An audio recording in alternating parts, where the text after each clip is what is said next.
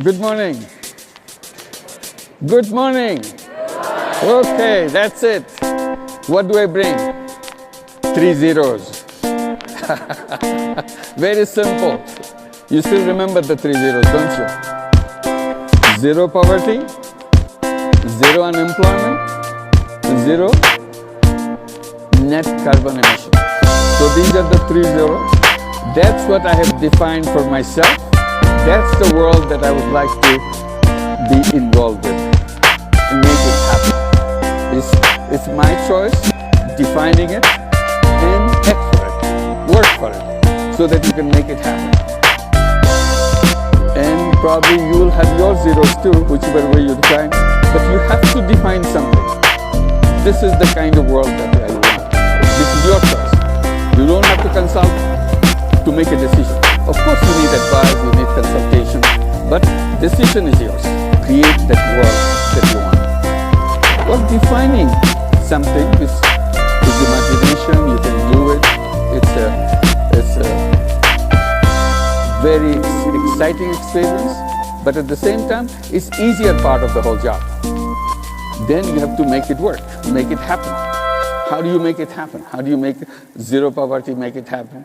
How do you make zero unemployment make it happen? How do you make the zero net carbon emission make it happen?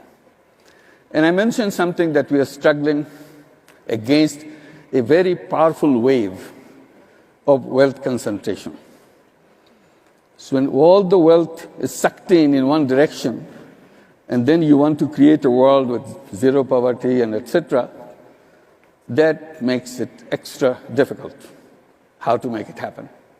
You must have heard many times our goal is something globally, we say that repeatedly, that nobody to be left behind. That's a great goal, nobody to be left behind. And we all believe in it. And I try to point out the system that we built around us and we participate in every day, it is a system which is designed to leave people behind. And that's what the wealth concentration is all about, keeping people behind. So we are struggling against a big machine which is designed to leave people behind, and we are saying we want to do something not to leave anybody behind. That's a big mismatch. So you have to work on the system, on the machine itself. So that machine has to change its habit of leaving people behind and sucking up all the wealth to the top. How do you do that? So that's what I was trying to see and struggling with it. And I came up with some things, one after another. When you look at things at a very close range, it's not as difficult as you think when you read about it, when you hear about it. Oh, it's so difficult.